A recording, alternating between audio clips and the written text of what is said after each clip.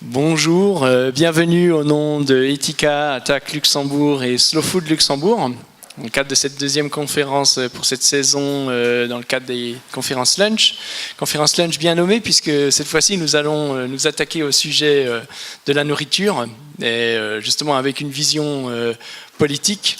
Donc en clair, on va voir aujourd'hui comment on peut lutter ou au contraire empirer le dérèglement climatique en choisissant les aliments de son assiette. Donc on a le plaisir de recevoir pour ceci Jean-Luc Fessard, qui est journaliste indépendant, qui est co-auteur de l'ouvrage « Ça chauffe dans nos assiettes », que vous pourrez ensuite vous faire dédicacer à l'issue de cette conférence.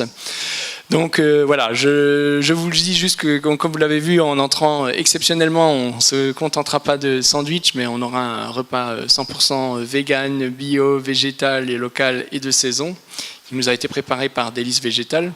Donc voilà, j'espère qu'on aura l'occasion de l'apprécier après la conférence. Et donc sans plus attendre, je passe la parole à Jean-Luc Fessard. Voilà. Merci beaucoup. Bonjour. Alors moi, je suis très très content d'être parmi vous aujourd'hui.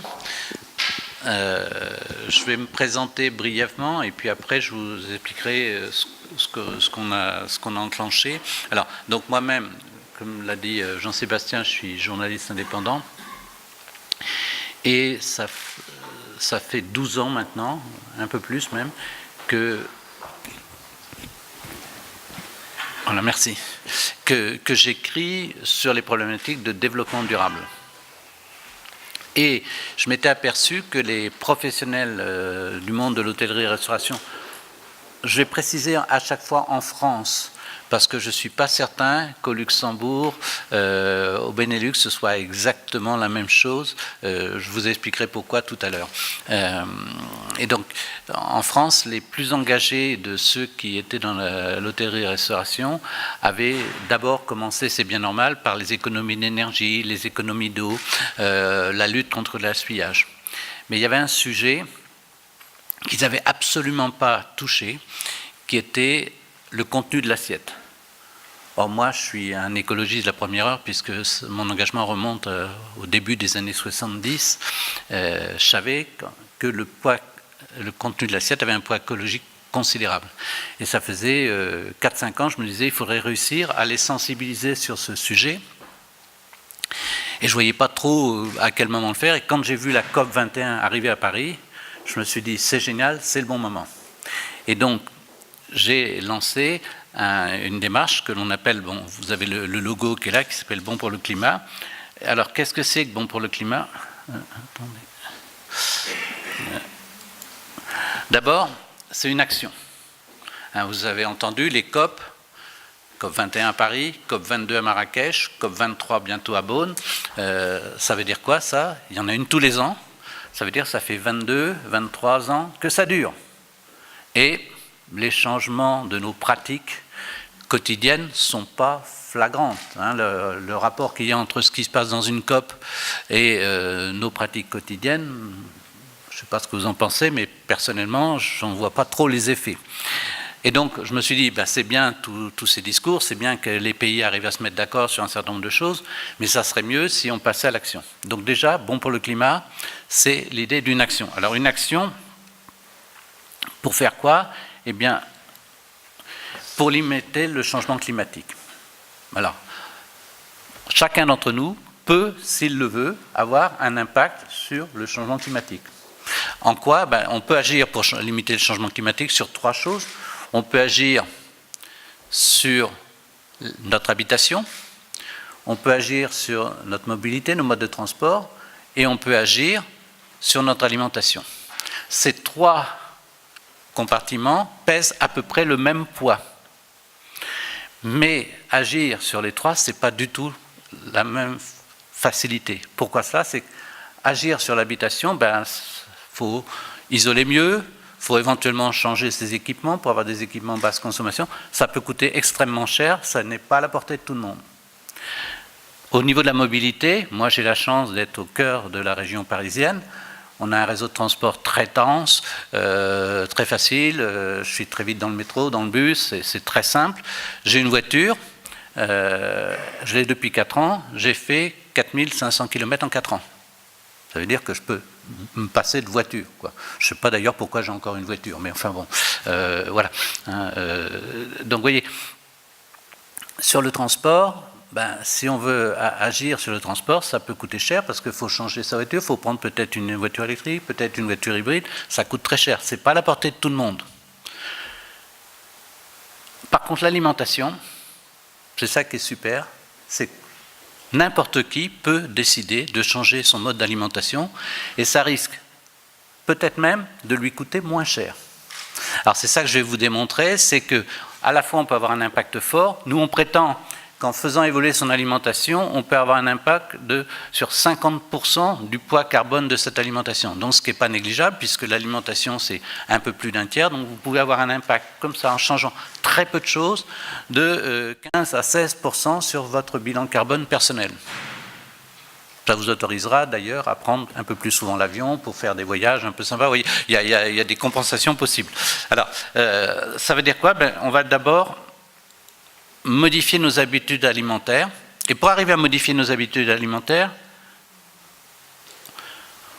on va avoir recours, nous, aux chefs de cuisine. Alors pourquoi les chefs de cuisine? C'est parce qu'en fait, si on veut que les gens changent leurs habitudes alimentaires, encore faut-il que ce ne soit pas pénalisant, que ce soit bon dans l'assiette.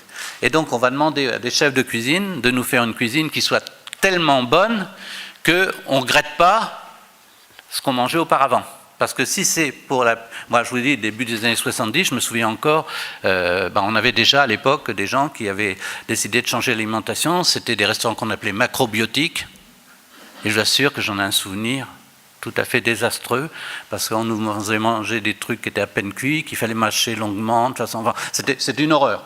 Et si c'est à ça qu'on arrive, on ne va pas entraîner les foules. Il y a peut-être quelques personnes qui sont hyper convaincues, qui accepteront de subir cela, mais les autres n'iront pas. Voyez. Donc l'idée, c'est qu'il faut toucher la masse des gens si on veut avoir un impact. Et donc, on va utiliser des chefs de cuisine, parce que les chefs de cuisine ont une capacité à inventer des recettes, à faire des propositions qui font qu'après, ah c'est bien ça, tiens, je vais reproduire ça pour mon compte. Donc, pour qu'ils proposent ce qu'on a appelé des repas, des menus, des plats qu'on va qualifier de bons pour le climat. Alors qu'est-ce que c'est qu'un repas bon pour le climat? Eh bien, c'est un plat qui va respecter 3 critères. J'aurais pu en mettre d'autres, je vais vous expliquer pourquoi je me suis limité à 3. Le premier critère, le plus impactant de tous, c'est la saison, le respect de la saison. Il y a un truc qui est terrible actuellement pour chacun d'entre nous en tant que consommateur, mais aussi en tant que professionnel, c'est qu'on a complètement oublié la saison. On a dit, je vous donne un exemple, on disait aux chefs, nous on a un site internet, et sur ce site on disait aux chefs qui adhéraient à notre association, on leur disait, envoyez-nous des recettes, on les mettra sur notre site, ça vous fera un peu de pub. Bon. Eh bien, à l'époque, au moment de la COP21, on avait 30 adhérents. Sur les 30 adhérents, il y en a quand même 2, ça se passait en plein décembre, qui ont trouvé le moyen de nous envoyer des recettes à base de tomates. Cherchez l'erreur. C'est-à-dire qu'ils n'en étaient même pas conscients. Hein. Donc ça veut dire que le respect de la... Pardon ? Parce que sinon c'était oui, merci de préciser, c'était à base de tomates fraîches, pas de tomates séchées, etc. De tomates fraîches qu'ils avaient approvisionnées, voilà. Oui, bien sûr, oui, la précision est importante. Hein. Alors, donc le premier respect, alors pourquoi la saison impacte autant? C'est parce que sinon, c'est produit sous serre chauffée et c'est dans des conditions qui font que l'impact, le poids carbone est désastreux. Hein. Mais dans la plupart des magasins, y compris les magasins bio, on trouve toute l'année des tomates. Moi, j'ai un indicateur, je suis très souvent dans des conférences comme ça, on a des buffets, en plein décembre, vous avez les tomates cerises. Et quand on dit au traiteur, mais attends, ça ne va pas la tête, il me dit, ah, oui, mais les clients apprécient, aiment ça. Bon.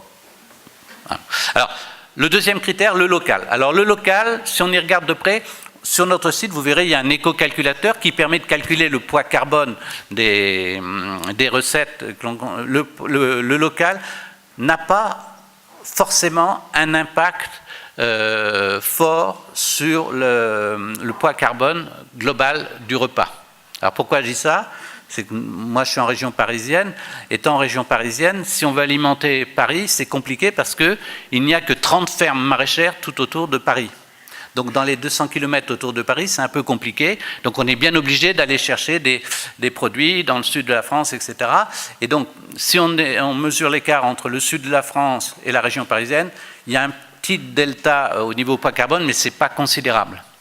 Mais le local, je le laisse, moi, délibérément, parce que, par contre, ce que je veux, c'est lutter contre le fait que l'immense majorité, par exemple les haricots verts en France, l'essentiel, ils viennent du Kenya. Alors, j'ai rien contre le Kenya, mais je trouve ça complètement aberrant. Alors qu'on est dans un endroit où on sait très bien faire pousser des haricots verts, vous voyez. Donc, c'est plutôt dans ce sens-là que je le pense, c'est-à-dire favoriser plutôt une agriculture paysanne, une agriculture de proximité. Hein, même si au niveau poids carbone, l'écart est pareil, non. Et après, celui qui impacte le plus, c'est évidemment le végétal. Donc, l'idée étant de proposer des plats qui contiennent de plus en plus de végétal. Alors, vous le savez, vous connaissez le fonctionnement en France de la gastronomie française. On a du mal avec eux parce que le chef français, lui, son client va être content à partir du moment où il y a un gros morceau de viande dans l'assiette. Et nous, on dit, oui, mais la viande, je vous donnerai des chiffres tout à l'heure, a un impact désastreux au niveau carbone. Donc, ce qu'il faut, c'est mettre de moins en moins de viande. Vous voulez voir si un restaurant joue le jeu de notre démarche? C'est très simple. Vous regardez l'assiette, combien d'animal par rapport au végétal? En France, en général, c'est 2/3 d'animal pour 1/3 de végétal. Ceux qui sont les plus engagés, ils arrivent à 50-50. Et nous, on dit, il faut être à 1/3 d'animal pour 2/3 de végétal. Alors, on dit, en France, l'anomalie, c'est pas qu'il y ait de la viande dans les restaurants. Vous appelez l'entrecôte, vous appelez l'andouillette, maintenez ça à votre carte, c'est pour ça que vos clients viennent chez vous. Mais à côté, mettez un plat, une assiette 100% végétale. À proposer une alternative. Et j'ai un des chefs à qui on a poussé, qui est au cœur de Paris, on a proposé de faire ça. C'est pas nécessaire parce que si des gens veulent du végétal, ils me le demandent et il y a une bonne relation entre l'équipe de salle et moi et que ça, ils vont le faire. Et dans les semaines qui ont suivi, il est tombé de l'armoire parce qu'il s'est rendu compte que c'était devenu 15% de ses ventes. C'est-à-dire qu'il passait complètement à côté, c'est-à-dire que les gens n'osaient pas, parce que c'est un chef, alors on ne va pas oser demander, on va passer pour un enquiquineur, etc. 15% de ses ventes. Alors, à partir de là, c'est quoi un plat bon pour le climat? C'est un plat bas carbone. Alors, c'est un plat qui produit peu de gaz à effet de serre. Alors là, je ne sais pas du tout quel est votre niveau de connaissance par rapport à ça. C'est très bon. Alors, est-ce que vous avez une idée du principal gaz à effet de serre? Quel est celui le plus connu? CO2 et CH4. Très bien. Alors, effectivement, le premier, c'est le CO2. Produit par le chauffage, par l'énergie, par les transports. Après, il y en a un autre, et c'est celui-là qui nous concerne le plus au niveau alimentation, c'est le méthane. Alors, c'est produit par les ruminants. Les ruminants, ils ont une désagréable habitude, c'est qu'ils ruminent, et en ruminant, ils rotent et ils dégagent beaucoup de méthane. Le méthane, c'est très embêtant parce que son poids calorifique, c'est 28 fois supérieur au CO2. C'est-à-dire c'est un impact climat extrêmement fort. Après, les cultures aussi, par exemple, les rizières dégagent du méthane. Alors, après, il y en a un autre dont on parle moins, mais qui est encore pire, lui, parce que je crois que c'est 250 fois le poids du CO2, c'est le protoxyde d'azote. Alors là, ce sont les engrais azotés de l'agriculture conventionnelle à base de chimie, etc. C'est absolument, en termes de gaz à effet de serre, extrêmement lourd. Puis après, il y a les différents gaz qui sont dans les frigos, les chambres froides, et aussi la vapeur d'eau. La vapeur d'eau, ça contribue à l'effet de serre. Bon. Alors, à partir de là, surtout pas. À partir de là, une petite idée des proportions. Pourquoi nous on dit qu'il faut privilégier le végétal? Ce tableau vous le montre parfaitement. 1 kilo de bœuf, c'est pratiquement 30 kilos de CO2, ou d'équivalent CO2, parce que ça mêle le protoxyde d'azote, ça mêle le méthane, etc. Et alors, comme moi, je ne suis pas très à l'aise avec ces histoires d'équivalent CO2, alors des fois, on traduit ça en kilomètres de voiture. Moi, pour vous donner un chiffre qui, moi, me parle plus, j'ai mis à côté les litres d'essence qu'il était nécessaire d'utiliser pour produire 1 kilo de bœuf. Donc pour 1 kg de bœuf, il faut consommer plus de 9 litres d'essence. Donc quand vous prenez un bon steak, une bonne entrecôte, une bonne côte de bœuf, vous voyez ce que vous consommez en pétrole. Hein, bon. Si on parle de l'eau, c'est à peu près les mêmes types de proportions. Hein. Pour 1 kg de bœuf, c'est 15 500 litres d'eau. Hein. Mais pour l'instant, alors, le poisson, le sauvage, pareil, il n'y a pas un très très bon poids carbone. Alors pourquoi, à votre avis, le poisson a un aussi mauvais poids carbone ? Voilà, c'est parce que effectivement, l'immense majorité du poisson que l'on consomme, ça vient d'une pêche industrielle, c'est des bateaux frigorifiques, et donc il y a énormément de transport et de conservation à l'intérieur de. Alors évidemment, ce chiffre-là, tout ça, c'est des moyennes. Hein, c'est-à-dire que si c'est un petit pêcheur côtier qui vous ramène sa pêche du jour, etc., on n'est pas dans ces proportions-là. Tout comme pour le bœuf qui va être élevé en herbe avec des céréales produites à la ferme, n'a pas exactement le même poids carbone que celui qui ne voit jamais un brin d'herbe, qui est enfermé dans du béton toute l'année et qui est nourri avec des taux de soja OGM à longueur d'année. Hein, c'est pas... Mais les chiffres dont on dispose ne permettent pas d'avoir ce degré de finesse. Ça donne des tendances, mais c'est des moyennes. Bon. Alors je ne sais pas à combien vous en êtes au niveau du Luxembourg, mais en France, c'est 85% de la viande qu'on consomme, de toute façon, vient de ces fermes industrielles. Et pour moi, un grand paradoxe, ça vient d'Allemagne. Alors pour moi, que la France se nourrisse avec de la viande qui vient d'Allemagne, c'est quand même un des trucs que j'arrive pas, j'ai du mal à comprendre, vous voyez, dans notre modèle économique. Mais enfin. Après le poulet, alors le meilleur, si on veut garder de la viande dans son alimentation, moi j'ai arrêté de consommer des mammifères. Mais si on veut garder quand même un peu de viande dans son alimentation, la volaille, ça reste tout à fait raisonnable. Donc le canard, la dinde, alors à condition bien sûr que ce ne soit pas élevé dans des élevages en batterie, dans des conditions absolument sordides, que ce soit du poulet ou du canard bio, hein, qui soit élevé dans des conditions d'élevage décentes. Hein. Après le riz, pas très bon poids carbone, parce qu'effectivement, les rizières dégagent du méthane, malheureusement. Les pâtes, ça reste bien. Et alors évidemment, là il n'y a pas photo, c'est au niveau des fruits et légumes. Si vous voyez le ratio entre le demi-kilo pour fruits et légumes en moyenne et le bœuf, vous avez tout de suite compris. Alors, pour mettre ça en évidence, nous on a un site et dans ce site on a mis un éco-calculateur qui permet à chacun d'entre vous d'aller calculer le poids carbone de son alimentation. Alors, bien sûr, cet éco-calculateur n'a pas été fait pour les consommateurs, il est fait pour les professionnels, pour qu'ils aillent calculer le poids carbone de leur recette, mais comme c'est en accès libre, vous pouvez très bien aller faire le calcul si ça vous amuse.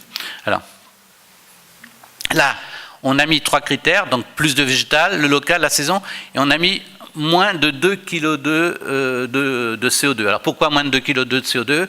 En moyenne, un repas en France, c'est 2,5 kg. Donc on s'est dit déjà, si vous arrivez à être avec 2,2 kg, vous avez... Bon, moi je pousse. Par exemple, un de mes enjeux, c'est, vous savez, quand on a à Paris les Jeux Olympiques de 2024, et dans les Jeux Olympiques de 2024, qui devraient être plus durables que durables, ils ont mis un critère, ils ont mis 2,250 kg de CO2 par repas. Ça va être des millions de repas servis. Et donc, moi, mon objectif, c'est de réussir à les convaincre tous là qu'on pourrait faire mieux et d'être à moins de 2 kg de CO2. Avec un peu de chance, je vais y arriver. Ils ont mis 25% de végétariens, ce que je trouve très bien par rapport à la France, parce qu'en France, on n'est absolument pas dans... Là, il y a un vrai effort. Voilà. Alors, après... le bilan carbone des recettes, ça donne ça. Si vous allez sur le site, vous allez trouver ça. Et puis, ça a été fait ça par une petite société qui s'appelle Eco2 Initiative, qui nous a fait cet éco-calculateur. Puis alors, on peut ajouter un fruit, un légume, ajouter une viande, un poisson, ajouter un autre produit. Donc, ça donne, on ajoute les différents ingrédients. Et ça va nous donner cela. Vous voyez, par exemple, là, j'ai mis un plat avec du canard. Et donc, le canard local, c'est 880 grammes de CO2, j'ai mis du riz et c'est 336, et donc ça va donner, si vous voulez, donc on a le premier critère, c'est le poids, le deuxième critère, c'est le mode de conservation, la saisonnalité qui n'est pas applicable pour la viande, et puis la provenance. Hein. Alors provenance, il y a 4 critères, est-ce que c'est en locavore, est-ce que c'est sur la France, est-ce que c'est Europe-Méditerranée, ou est-ce que c'est hors Europe-Méditerranée, c'est 4 critères. La température, c'est soit congelé, soit séché, etc. Il y a toutes les possibilités qui sont prévues. Et puis ça nous donne l'empreinte carbone de la recette. Et là on voit que pour ce plat, canard avec du riz, eh bien, on est à 1,2 kg de CO2. Je l'ai pris délibérément parce que c'est la limite qu'on donne. Nous, quand on dit un menu à 2,2 kg, en gros, l'idée, l'entrée, c'est 500 grammes, le dessert, c'est 500 grammes, et le plat principal, c'est 1,2 kg. Donc, c'est pour ça que j'ai pris cet exemple-là. Mais ça nous donne aussi Attendez, pardon, qu'est-ce qui s'est passé là ? Ça nous donne aussi la part de produits de saison, et puis l'origine des produits locaux, et ça nous donne aussi la totale des calories par couvert. Parce que ça, c'est un des indicateurs qui est intéressant quand on s'intéresse à sa santé, mais surtout aussi, vous avez là la part de protéines, parce que l'idée, c'est de remplacer des protéines animales par des protéines végétales. Donc c'était important de pouvoir avoir une idée des protéines que ça génère. Je vous ai mis aussi un autre indicateur, parce que ça c'est très peu connu. Nous, dans nos adhérents, on a des restaurants, mais on a aussi des hôtels qui n'ont pas de restaurant.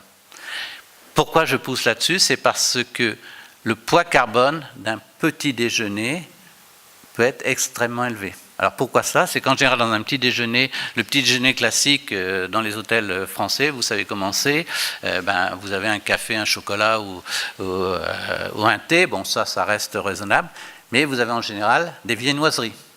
Les viennoiseries, il y a beaucoup de beurre, ça pèse un poids carbone extrêmement élevé. Et puis vous avez en général un laitage, un yaourt, pareil, poids carbone extrêmement élevé. Donc ce qui fait qu'un simple petit déjeuner classique, c'est déjà près de 1400 grammes de CO2, ce qui est énorme. Mais si vous êtes après en système, comme il y a maintenant partout, dans les hôtels, des buffets, vous avez en plus la possibilité d'avoir des œufs, d'avoir du jambon, d'avoir... le petit déjeuner pèse le poids carbone équivalent à un repas classique. Alors, après, on est engagé, nous, avec un certain nombre d'établissements. Et là, par exemple, ce que je vous ai mis, c'est une affiche qui a été faite. Parce que qu'un chef fasse un menu bas carbone, c'est pas gagné. C'est pas du tout, pour la plupart des chefs, dans leur logiciel de base. Ils ont été éduqués, ils ont été formés. Et même encore dans les écoles hôtelières, c'est un désastre. Ma fille a fait une école hôtelière, pourtant une des plus réputées de la place de Paris. Elle est là depuis... Avant, elle avait fait une licence d'éco-design, donc elle est très branchée sur tous ces sujets.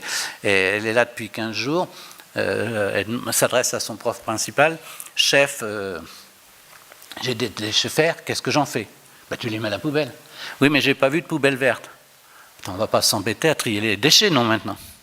15 jours. Une semaine plus tard, chef, je suis là depuis 3 semaines, pour l'instant, j'ai vu que des recettes à base de viande. Est-ce qu'on va avoir des recettes à base de végétal ? On va s'ennuyer à s'occuper du végétal. Elle a posé que 2 questions. Sa formation durait 3 ans. Elle a été ostracisée pendant 2 ans, écolo bobo, car rien compris à ce que c'était de la cuisine. C'est seulement la 3e année où elle a fait un projet avec une amie pour proposer un concept de restaurant végétarien. Et là, son chef, prof principal, lui a dit... Ton projet, il est super, c'est mon coup de cœur de l'année. Si un jour tu crées ce concept, moi, je suis prêt à financer. Il a fallu 3 ans. Donc ça vous donne à peu près la proportion de ce qui se passe dans la gastronomie française actuellement. Alors, donc là, comme c'était pas... Là, c'est une des sociétés qui nous soutient, c'est le groupe Barrière. Et ça, c'est une affiche que les responsables de développement durable ont fait pour expliquer aux chefs comment ils peuvent faire des menus bons pour le climat. Alors ils ont mis tous les critères et ils ont repris ça sur une affiche. Parce qu'effectivement, les chefs, ce n'est pas leur réflexe, ce n'est pas leur habitude, donc il faut leur apprendre à le faire. Alors, à partir de là, nous, on a des outils. Alors, je me rends compte d'ailleurs qu'il y en a un que j'ai oublié, je vous expliquerai pourquoi tout à l'heure. On a en gros 2 logos. Notre vocation, c'est pas de rester dans un univers purement francophone. Notre vocation, c'est effectivement, ça se diffuse un peu partout. Et donc, c'est pour ça qu'on a aussi un logo en anglais. Et mon rêve, c'est qu'on en ait dans de plus en plus de langues. Je vous en montrerai un tout à l'heure, qui est en français, mais qui a été adapté pour un autre pays dans lequel on se développe très très bien. Alors quand je dis on se développe, c'est pas nous. Nous, on n'a pas une vocation d'impérialiste d'aller développer.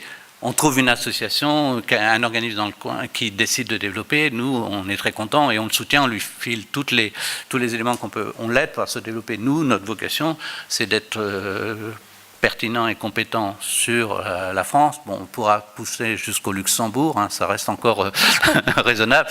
Si on ne trouve pas d'association Luxembourg qui se décide à se lancer, ben, on pourra éventuellement le faire, mais pas très loin. Le but du jeu, quand on dit privilégier le local, on ne va pas se mettre à... Bon, enfin, vous m'avez compris. Alors, après, on propose aux restaurateurs des stickers, des petits chevalets. Alors, stickers pour afficher à l'entrée, les chevalets, si jamais c'est un système en buffet qui leur permet d'expliquer en quoi comment ces produits ont été conçus. On a aussi une affiche qui reprend et qui explique. Et là, ce dont je suis très fier, et c'est le 3e logo qui existe actuellement, on a un logo marocain.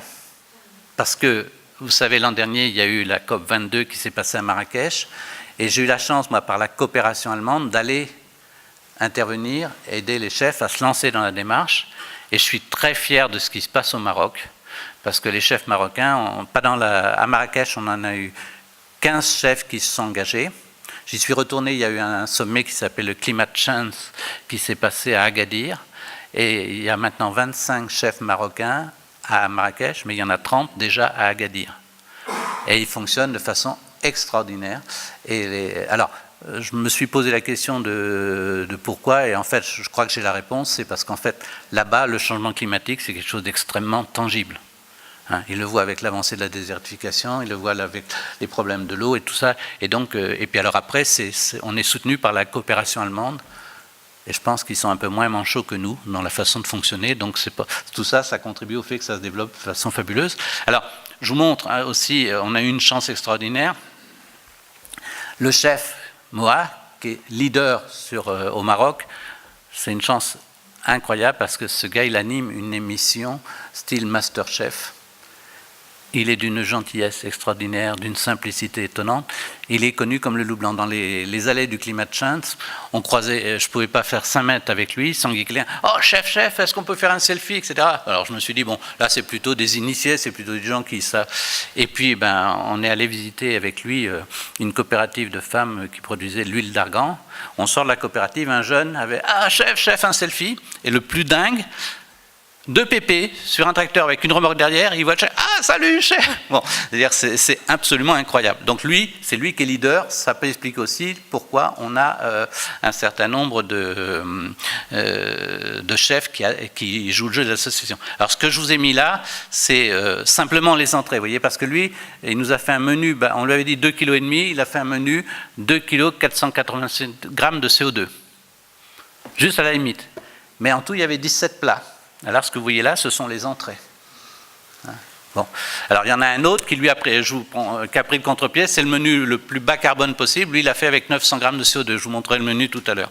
Alors, là aussi, ma grande surprise au Maroc, c'est qu'il y a des femmes qui sont extrêmement actives. Et donc, dans les chefs qui sont engagés, on a à peu près un tiers de femmes qui sont engagées dans la démarche. Et là, c'est la chef Assia qui, elle, c'est ses entrées aussi, à base de légumes. Et je vous assure, tout est plus délicieux l'un que l'autre. Alors, après, ce qu'on demande aux chefs, c'est d'afficher le poids carbone. Alors là, je vous montre que des choses qui ont été affichées au Maroc. On en a quelques-uns en France, mais au Maroc, c'est nettement plus flagrant. Ça, c'est le menu qui fait 900 grammes de CO2. Hein, c'est le Nahora Barrière, où le chef a trouvé le moyen de nous faire un menu complet pour 900 grammes de CO2. Mais si vous voulez, par exemple, le plat principal, c'est un couscous de légumes. Et je vous promets, je suis allé manger dans ce restaurant et on ressortait de table, c'était totalement délicieux, on n'avait absolument pas faim. Et ça a tellement bien marché pendant la COP 22 que maintenant, ils changent son menu toutes les semaines, mais le menu de la semaine, c'est systématiquement un menu bon pour le climat. Alors ça, ici, ça c'est un écologe qui nous a accueillis. Et là, ils avaient fait une soirée, un menu berbère, pareil, bon pour le climat, totalement. Et puis ça, je suis encore plus fier parce que, si vous voulez, dans le restaurant au Climate Change, il y avait 4000 délégués qui étaient là, et le restaurant qui servait le repas avait mis à côté des plats chauds une petite étiquette comme celle-là, où il y avait le nom du plat, et puis il y avait le logo bon pour le climat avec le petit plat à tagine adapté au Maroc, et puis il y avait le poids carbone. C'était le même principe. 4000 délégués, pas inintéressant. Mais là, cette étiquette-là que j'ai prise, c'est encore mieux. Le président de la région a organisé un dîner de gala le soir. Il y avait 1000 invités. C'était le chef de la Mamounia qui était au fourneau. Et puis, il y avait ces petites étiquettes-là. C'est une des étiquettes que j'ai reprises, où il y avait à la fois le logo et à la fois le poids carbone du plat. Je vous assure que si un jour, en France, j'arrive à voir ça, je serais heureux. Pour l'instant, j'en suis très loin. Vous voyez ? Alors, je vous ai mis aussi un autre truc extrêmement important. J'ai mis ça.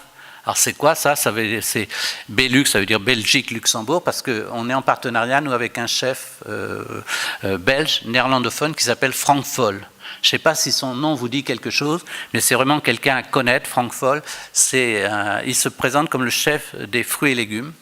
Il a installé pour la Belgique la semaine des fruits et légumes, et alors moi, je vous assure, j'en suis pas revenu quand il est venu dans un colloque que j'ai organisé l'an dernier, il est revenu cette année, il est arrivé avec le guide Goemio vert.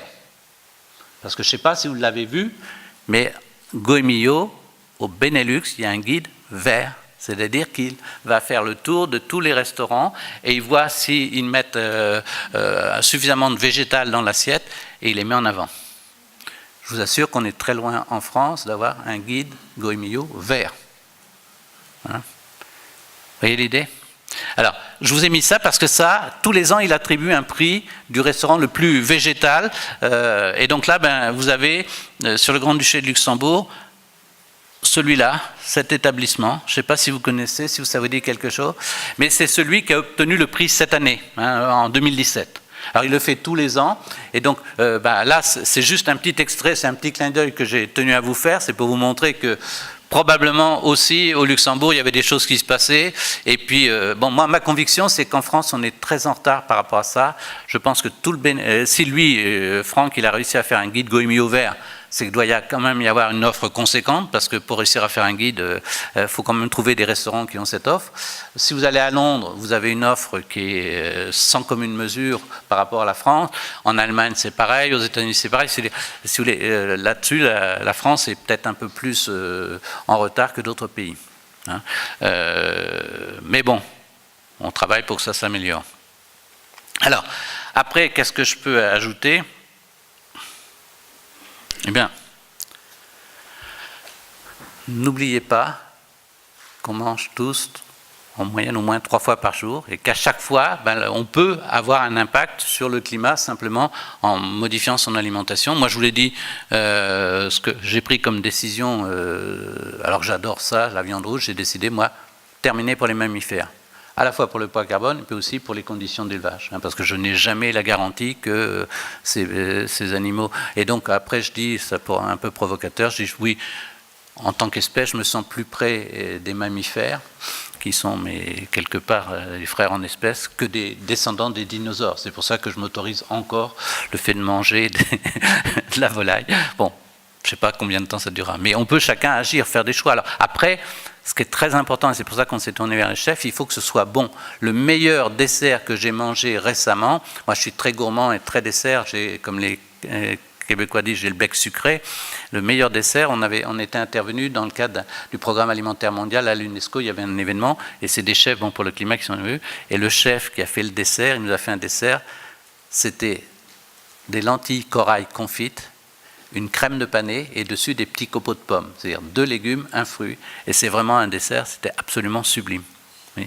Alors, c'est pour ça que les chefs, ils ont une capacité à inventer des choses absolument... Par exemple, je vous ai dit, le riz n'a pas un très bon poids carbone, moi j'adore le risotto, eh bien il y a des chefs qui nous font du risotto à base de chou-fleur ou à base de navets, et c'est absolument délicieux. Et vous ne vous rendez même pas compte qu'il n'y a pas de riz, si c'est bien fait. Donc c'est ça, l'idée c'est être créatif, mais le critère, c'est que ce soit bon. Parce que moi, mon enjeu, c'est que les gens décident de se passer de leur steak frites, mais si ce qu'ils ont mangé n'est pas bon, ils reviendront naturellement à leur steak frites. Si, par contre, c'est délicieux, ils franchiront le pas sans problème. Alors, ça ne veut pas dire qu'ils n'en mangeront plus, mais ça veut dire qu'à chaque fois qu'ils auront l'occasion, ils passeront sur un autre type d'alimentation. Alors, si vous voulez nous retrouver, déjà il y a le livre qui est là, effectivement si certains veulent le prendre, moi je vous le dédicacerai avec plaisir. Ça s'appelle Ça chauffe dans nos assiettes. Vous verrez, on a obtenu, il y a un petit truc qui est sur le livre, on a obtenu un prix. Je ne sais pas si Veolia ça vous dit quelque chose, hein, mais un certain nombre de mes amis, moi je suis un journaliste très engagé dans le monde de l'écologie, je trouve que c'est un des gros méchants. Bon, moi j'aime bien les gros méchants parce que je me dis si j'arrive à les convaincre d'évoluer, ça serait mieux. Bon, ils nous ont attribué un prix, on leur avait rien demandé, donc on a eu le prix de l'environnement Veolia 2017, donc voilà. Alors, ce livre, par rapport à ce que je vous ai raconté, je vous ai dit l'essentiel. Après, si vous voulez affiner, si vous voulez aller plus loin. Ce n'est pas indispensable d'avoir lu le livre pour avoir compris ce que j'ai raconté aujourd'hui. Et puis, allez sur le site notre site Bon pour le climat.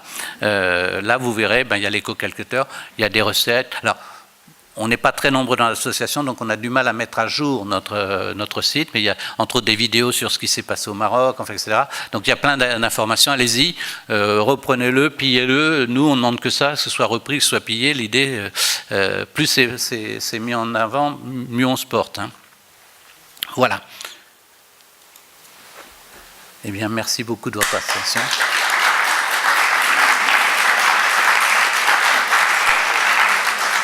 Si vous avez des questions, je suis à votre disposition pour y répondre. Alors, oui. On va peut-être prendre par série de 3. Je demanderai juste aux personnes qui posent des questions d'être assez brefs pour que tout le monde puisse s'exprimer. J'ai quelques petits points, peut-être qu'il faudra noter, je sais pas. Ça induit en erreur, j'ai l'impression, dans le tableau canard, en gros 1200 grammes là. Et en face, il y avait le repas 2500. Mais en fait, dans le canard, c'est pas le repas, c'est juste le plat. Et alors, il y a des gens qui peuvent être induits en erreur parce qu'ils croient que c'est super. Alors qu'en fait, il faudrait compter, vous avez dit 500 grammes pour l'entrée et 500 grammes pour le dessert. Donc en fait, on est à 2200 par rapport à 2500, en gros. Voilà. Hein. Exactement. Alors, le tableau, c'était pas à ce niveau-là, clair. ça peut induire en erreur. Oui, effectivement. Alors après, effectivement, c'est 2500 grammes de CO2 par repas en moyenne, et nous on dit soyez au moins 2002. Mais 2002, ça peut être une entrée, un plat, un dessert, comme ça peut être un plat unique. Hein. De plus en plus de restaurants, c'est plat unique. Donc, à la limite, si le plat unique il fait moins de 2 kg de CO2, c'est très bien. Hein. Voilà. Ensuite, le petit déjeuner à l'hôtel, il y a un critère qui entre pas, mais ça devient compliqué, mais après, c'est tout ce qui est emballage. Parce que dans la majorité des hôtels français, c'est tout dans des petits trucs en plastoc et en aluminium. Donc là, il y a un impact qui n'est pas pris en compte. Absolument, oui. Ensuite, votre label, j'aimerais que vous nous disiez après, vous pouvez le dire après, qui contrôle, parce que comme le label bio, il y a un contrôle, donc là, chez vous, il faut qu'il y ait aussi... Alors, oui, merci. Pas que n'importe quel restaurant mette votre label et puis personne ne vient vous contrôler. C'est ce qu'on appelle une démarche volontaire.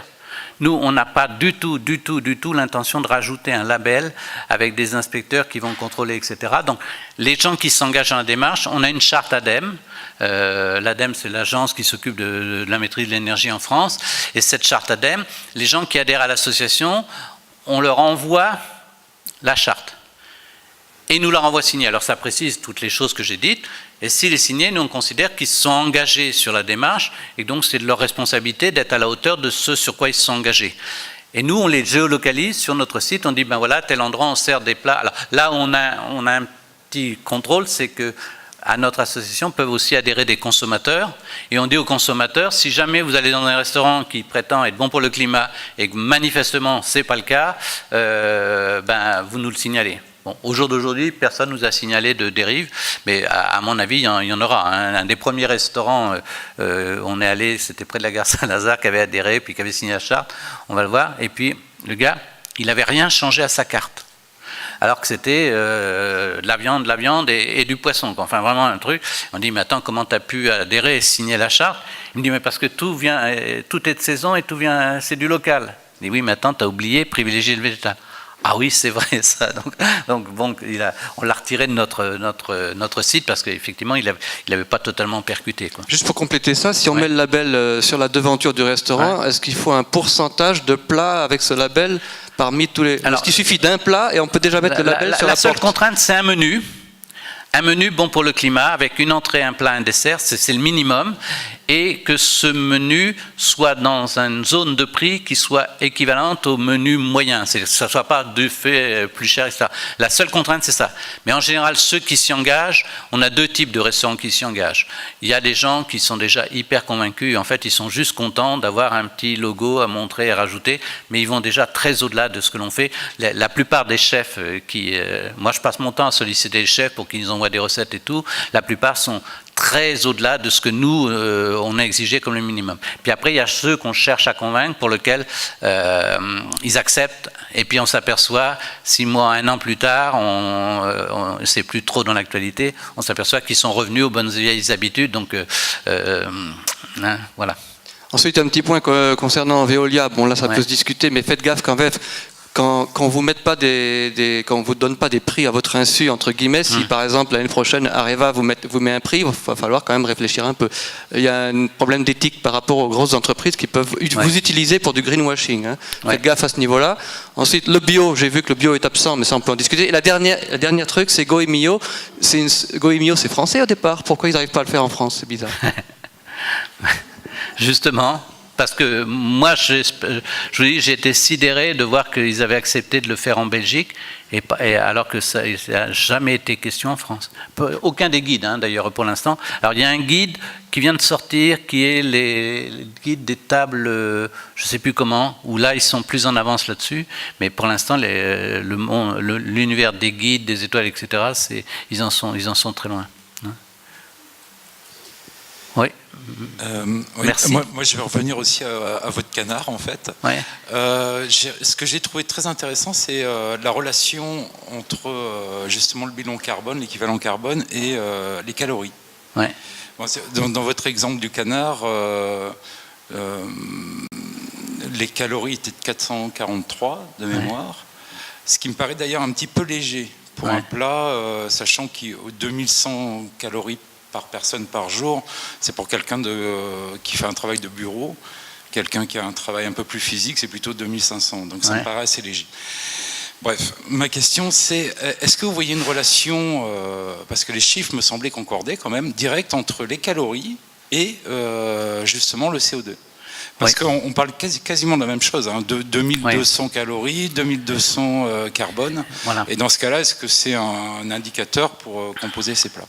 Alors, il y a 3 critères qui fonctionnent à peu près dans les mêmes proportions. C'est à peu près. Hein. C'est le CO2, l'eau et les calories. Et on sait très bien que quand nous, on pousse pour que les gens mettent moins de viande dans leur alimentation, ça a un impact aussi extrêmement fort sur la santé. Il faut le savoir, il y a plein de... par exemple, il y a une chaîne comme Esquis. Esquis, ça doit vous dire quelque chose. Eux, ils ne sont pas partis du tout sur le bilan carbone. Ils sont partis à la base sur la santé, hein, leur alimentation. Beaucoup de gens sont lancés dans le bio aussi pour des raisons de santé. Mais on s'aperçoit que quand ils ont fait cette démarche déjà de remise en question de leur filière d'approvisionnement, de leur alimentation, il y a un impact sur la santé, mais il y a aussi, c'est à peu près dans les mêmes proportions par rapport au CO2. Alors je dis à peu près parce que ce n'est pas à l'unité près, mais on est dans les mêmes types de proportions. Hein. Et c'est clair qu'une alimentation qui va respecter les critères bons pour le climat a de fortes chances d'être meilleure pour la santé. Hein, parce que c'est à peu près dans les mêmes... Parce qu'effectivement, ce qui fausse tout beaucoup, c'est... Hein? Pardon? Oui. Oui. Oui.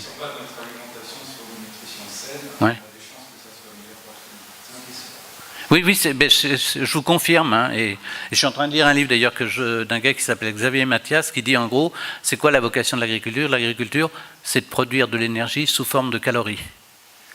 Et je trouve ça extrêmement intéressant comme idée, parce qu'il démontre que justement l'agriculture conventionnelle produit énormément de calories, mais avec une consommation d'énergie fossile qui est absolument désastreuse. Bon, là on est dans... Et donc, je vous dis, j'ai pas explorer plus en détail là-dessus parce que moi je suis pas nutritionniste, etc. Mais ce que j'ai observé dans le peu que j'ai regardé, c'est effectivement ça fonctionnait de pair, quoi. Voilà. Alors par contre, quand on dit le végétal, pour le végétal, c'est pas simplement les légumes. Il faut vraiment qu'il y ait un équilibre. Il y ait des légumes, des légumineuses, des céréales, il y ait des noix, etc., des graines, etc. pour faire un repas équilibré. Par exemple, en France, quand on dit, le chef que j'ai expliqué, qui a mis son assiette végétale au début et qui s'est aperçu que ça représentait 15% de ses ventes, il avait 2 défauts sur son assiette.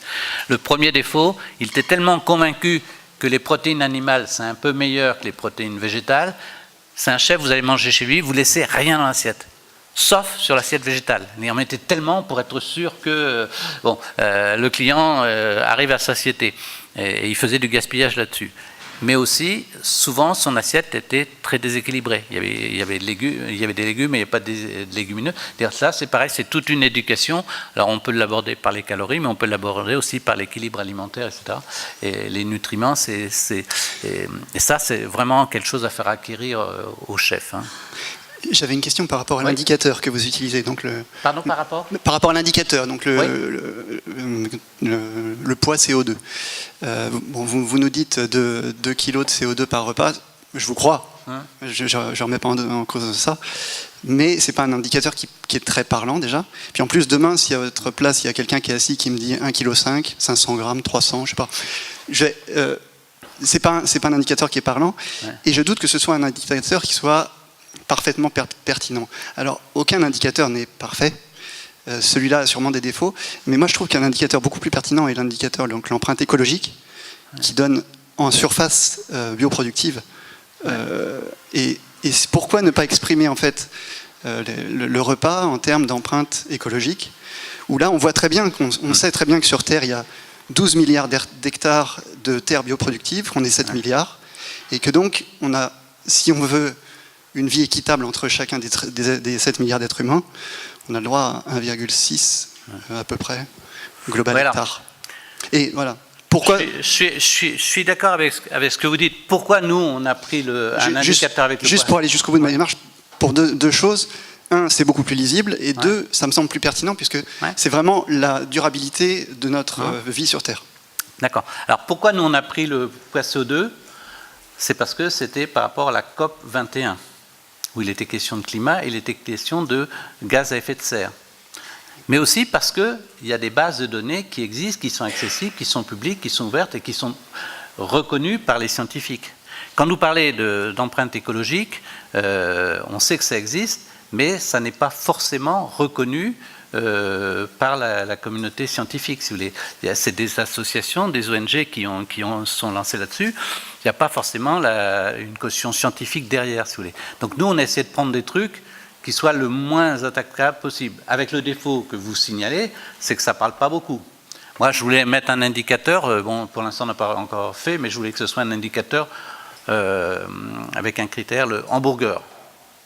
Dire un hamburger, ça pèse tant de poids CO2, tant de flotte, et puis votre plat il se situe à 1/10. Oui, mais effectivement, pour moi, depuis que je travaille sur ce cycle du CO2, j'ai énormément de mal à faire que ce soit. C'est pour ça que j'ai mis des litres de pétrole, à défaut de mieux, mais c'est une difficulté. Là, j'ai travaillé maintenant sur le cycle de l'eau.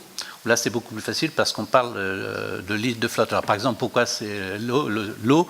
C'est, vous savez, dans les hôtels, vous y allez, les hôteliers vous demandent d'être très vertueux pour la planète, c'est-à-dire vous consommez le minimum. D'abord, vous prenez une douche, pas un bain, et puis votre serviette, vous la laissez sur la patère parce que ça va éviter de la changer. On va faire des économies d'eau. C'est très bien. Au détail près, dans le même hôtel, on vous sert un steak de 200 grammes lors de votre repas. Un steak de 200 grammes, c'est 3000 litres de flotte. Avant que vous ayez consommé 3000 litres de flotte dans votre douche et dans votre salle de bain, il va falloir vous y prendre de bonne heure. Donc, on est dans des proportions qui n'ont aucun sens, si vous voulez. Alors, c'est pour ça que moi, le cycle de l'eau, je suis très à l'aise, parce que là, c'est pareil. C'est comme pour le CO2, c'est chiffré, il y a des analyses de cycle de vie qui ont été faites qui permettent. Et donc, ça permet de parler, parce que beaucoup de gens ignorent que pour produire 1 kg de bœuf, il faut 15 500 litres de flotte. Pour produire, je vous épargne la bagnole, pareil, enfin, tout ça, c'est des choses qu'on n'a pas en tête. Et par exemple, je vous dis, moi je travaille avec le Maroc et je suis tout à fait navré que beaucoup de nos fruits et légumes bio viennent du Maroc, parce que ça veut dire qu'on importe en France de la flotte, alors qu'ils en ont tellement besoin là-bas. Et les chefs avec qui je travaille là-bas au Maroc disent, nous, avoir des produits bio, c'est galère, hein, parce que la plupart est destinée à l'exportation. Vous voyez? Donc ça fait partie Oui, ça sent tellement bon que je vais essayer de poser la question rapidement. Oui. Donc là, votre cible principale, ce sont les chefs. Mais est-ce que vous avez une action liée à la restauration collective? Puisque c'est surtout là que les gens mangent à midi, dans les entreprises, etc. Et que l'impact pourrait être le plus important. Absolument. Donc alors, voilà, je voulais savoir. Pour l'instant, on a une seule enseigne, qui s'appelle Arpège, qui s'est lancée dans la démarche. Arpège, c'est une des enseignes du groupe Elior. Pourquoi ça? C'est qu'en restauration collective, on leur pose un vrai problème. Le respect de la saison, ça va à peu près. Mettre du végétal, ça va à peu près. Plus ça va, plus. Mais le problème, c'est de l'approvisionnement local. Les structures d'approvisionnement de la restauration collective font qu'ils ont énormément de mal à pouvoir s'approvisionner en local, compte tenu des volumes traités, etc. Donc, c'est pour ça que pour l'instant, on a une seule, parce que Arpège, c'est les clubs de dirigeants de grosses entreprises, et donc là, les chefs ont la possibilité d'avoir des producteurs, un approvisionnement local, mais bien sûr, c'est mon rêve. Alors, pour l'instant, je suis en partenariat avancé avec le groupe Elior pour qu'ils avancent, mais c'est vrai que là, ça fait partie un peu de ce que vous avez dit, avec des chaînes comme ça. On ne sait jamais à quelle sera la limite du greenwashing et de la sincérité de la démarche. Bon, hein, on est toujours... donc bon, ils aimeraient bien que, mais pour l'instant, moi j'attends de voir, parce que ça remet en question leur mode d'approvisionnement, etc. Alors, sur la restauration collective, je ne suis pas trop inquiet, parce que, faut le savoir par exemple, là où il y a le plus de bio dans les restaurants, paradoxalement, c'est là où il y a le moins d'argent. En France, et je suppose que c'est pareil ici au Luxembourg, ils ont la filière entreprise, ils ont la filière santé, hôpital, et il y a la filière scolaire. Paradoxalement, c'est dans la filière scolaire, là où il y a le moins d'argent, 1,80 € pour un repas pour un gamin, qu'on arrive à faire du 100% bio à 2/3 local. Pourquoi cela?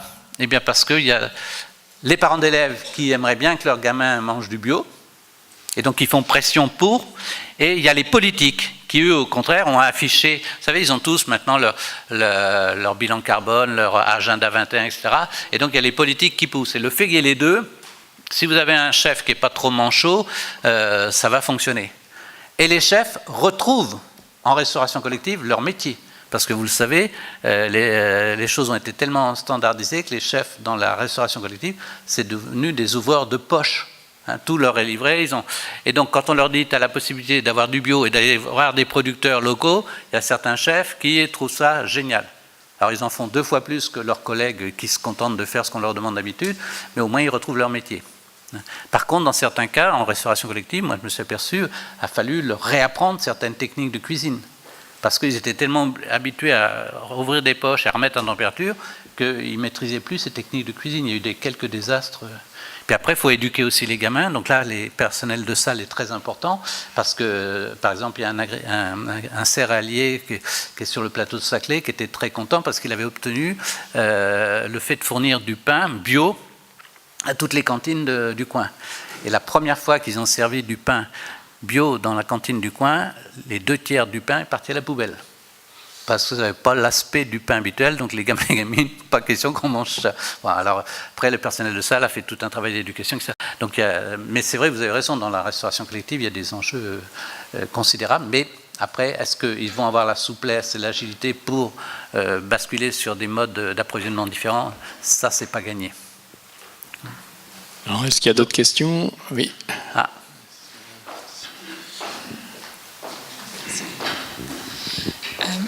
Il y a aussi tout ce qui est façon dont les produits sont conservés ou pas, frais, congelés, mis en conserve, et la façon dont ils sont cuisinés. Est-ce que c'est cru? Est-ce que c'est cuit longtemps, etc.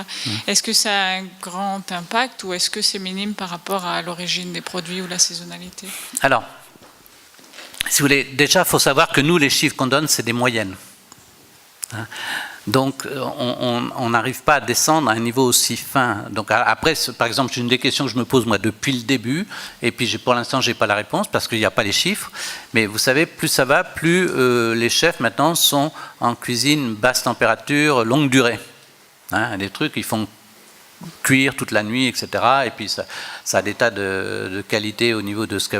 Bon, mais moi je suis convaincu qu'un truc qui a dû cuire pendant toute la nuit, etc., en termes de bilan carbone, ça doit être un peu moins bien qu'un truc qui est passé 5 minutes à la cuisson. Vous voyez. Donc, mais ça, les chiffres n'existent pas pour l'instant. Hein. Après, évidemment, est-ce que le cru est mieux que le cuit? Là, ça ne se discute même pas, puisqu'il n'y a pas de méthode de cuisson. Mais pour l'instant, dans les chiffres dont on dispose, on n'a pas suffisamment de finesse dans les chiffres. Intuitivement, on se rend bien compte que, mais nous, ce qu'on a, c'est l'outil qu'on a, c'est des moyennes. Hein. Donc après, je vous dis, et il manque ça supposerait pour aller plus loin d'avoir des recherches, des gens qui font ça et puis après il peut y avoir par exemple, on sait un des trucs que les chefs, quand on dit le bio coûte plus cher, les chefs de cuisine collective qui sont lancés là-dedans ont marqué que si la viande est bio, elle réduit moins la cuisson. Eux font plus attention aux produits, donc il y a moins de gaspillage, ce qui fait qu'en fait, en termes de prix de revient, ça coûte plus cher à l'achat, mais en termes de prix de revient, c'est équivalent, puisque moins de gaspillage, on consomme tout, et moins de réduction de la cuisson, et donc résultat, ils arrivent à... C'est pour ça qu'ils arrivent pour 1,80 € à faire des choses qui sont super, oui.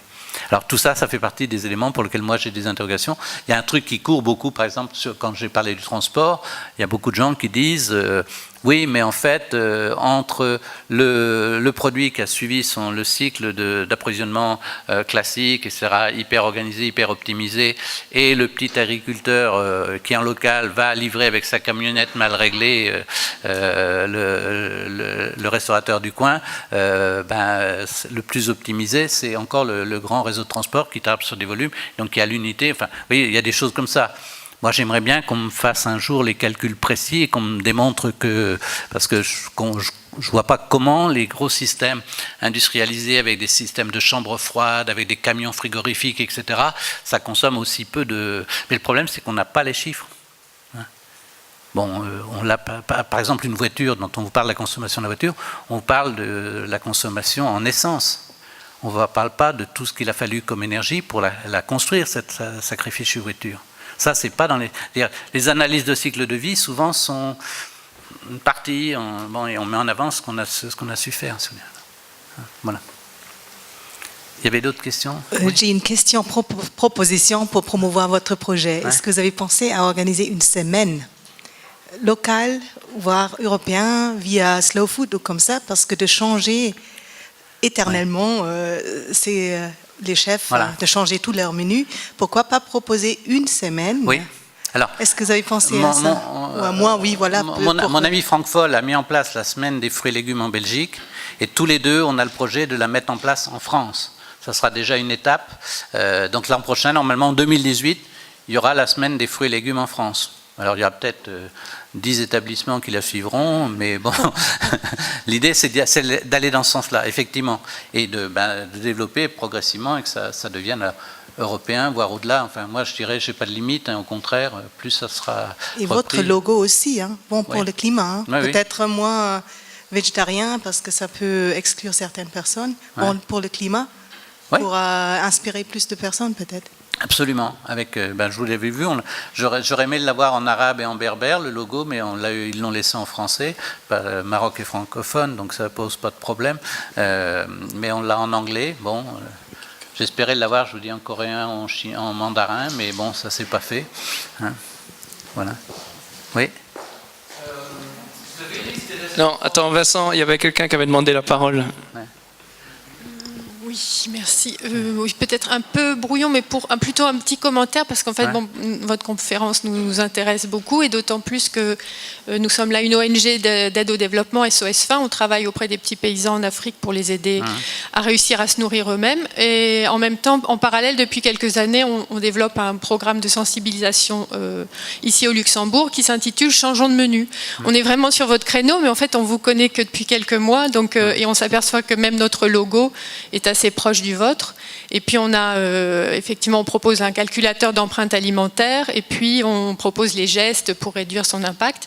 Mais en effet, comme précisait Frédéric, on est plus sur la biocapacité, d'autant plus qu'on est dans le contexte luxembourgeois, peut-être vous l'ignorez, mais on est classé, le Luxembourg, comme le pays ayant la plus forte empreinte écologique au monde. Alors, pourtant, on se dit, il y a les Émirats, il y a les pays du Golfe et tout. Bon, ça resterait peut-être ces sujets à caution. Mais en tout cas, à l'heure actuelle, myfootprint.lu fait figurer Luxembourg comme le plus gros pays. Et donc, on voit que du côté des pouvoirs publics, il y a vraiment une attention qui est portée sur cette question, mais qui se focalise exclusivement sur le gaspillage alimentaire, parce que là aussi, c'est des chiffres colossaux. C'est 123 kilos de mémoire par an et par habitant. D'aliments jetés dont 56 encore consommables. Et donc, les pouvoirs publics, pour eux, c'est réduire le gaspillage alimentaire, mais sans remettre en question la consommation de viande, surtout pas, parce que on sait très bien que le Luxembourg est producteur de viande, donc ça, on n'y touche pas. Et puis, à quoi je pensais pour finir, oui, c'est sur tous ces aspects-là, mais en tout cas, voilà, donc j'espère, après la conférence, si on peut voir comment avec plaisir. Poursuivre. Avec plaisir, Merci. Bien sûr. On va prendre les dernières questions avant de passer aux dédicaces et au repas quand même, pour qu'on ait le temps. Alors, oui, monsieur. C'est pas une question, mais c'est une petite précision positive par rapport à la France. Vous avez quand même de grands chefs qui sont précurseurs dans le végétal, dont Alain Passard, l'arpège. Vous avez Ducasse au Plaza Athénée. Vous avez aussi Thierry Marx, qui sont très ouverts et très conscients aussi de l'impact. Thierry Marx, qui est au Plaza Athénée, au Plaza Athénée. Mandarin oriental. C'est le mandarin oriental. Le mandarin, exact. Donc vous avez déjà des cardinaux de la cuisine française qui sont quand même précurseurs, avec qui on peut parler. Et c'est pas aussi dramatique, si on veut, en haut de la pyramide. On est très loin d'une situation idéale, mais je voulais juste terminer sur cette note positive par rapport aux grands chefs à qui on peut parler de tous ces sujets. Oui, absolument. Il y a des chefs qui sont ouverts, mais si vous voulez, Plassard, ça fait 16 ans qu'il fait ça, et il n'a pas été beaucoup suivi. Il y a Bras aussi qui est là. Bon. Mais si vous voulez, ce qu'il faut savoir quand même, des fois, pour un chef de cuisine, il y a 3 Graals. Le premier Graal, c'est d'avoir une étoile. Le deuxième, c'est d'être meilleur ouvrier de France. Et le troisième, c'est d'avoir le Bocuse d'or. Et en début d'année, j'étais hyper heureux parce que j'ai un des chefs que j'aime bien, et puis qui est un copain qui s'appelle Régis Marcon, qui s'occupe du Bocuse d'or, qui avait réussi à faire passer l'idée suivante. Au niveau international, ça s'est passé à Lyon, au Syrah. La compétition portait sur 2 plats. Le premier plat, c'était un plat vegan en entrée. Et le deuxième, c'était un plat à base de poulet avec beaucoup de légumes. J'étais heureux, je me suis dit, ça y est, je ne l'attendais pas si vite, mais la haute gastronomie s'y met. Et puis, il y a 15 jours, je suis allé voir les compétitions qui permettent de sélectionner le candidat français pour les Bocuse d'or qui auront lieu au plan international l'an prochain. Je vous le donne en 1000. L'entrée, un scampi avec 50% de végétal. Et la viande, à votre avis? Filet de bœuf.